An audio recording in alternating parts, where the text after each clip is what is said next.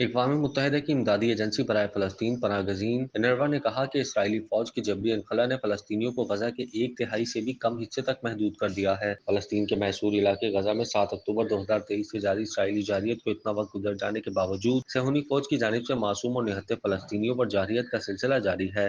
دوسری جانب غزہ سے جبری انخلا کا سلسلہ بھی شروع ہو گیا۔ اقوام متحدہ کی امدادی ایجنسی برائے فلسطین پناہ گزین انروا کے مطابق اسرائیلی فوج کے جبری انخلا نے فلسطینیوں کو غزہ کے ایک تہائی سے بھی کم حصے تک محدود کر دیا ہے۔ ادھر اسرائیل کے غزہ میں بھی حملے جاری ہیں، جس کے نتیجے میں مزید 78 فلسطینی شہید اور 168 زخمی ہو گئے۔ عالمی فوجداری عدالت نے اسرائیلی وزیر اعظم اور سابق وزیر دفاع کی گرفتاری کے احکامات معطل کرنے کی درخواست مسترد کرتے ہوئے کہا کہ نیتن یاہو اور گلانٹ اشتہاری ہیں، لہذا درخواست قبول نہیں ہو سکتی۔ کیا آپ کاروبار کی تشہیر چاہتے ہیں یا social media plate form manage کرانا چاہتے ہیں؟ تو دیر کیسی، ابھی رابطہ کریں اونلی نیوز کی ٹیم سے۔ ہمارا کانٹیکٹ نمبر آپ کی اسکرین پر ہے۔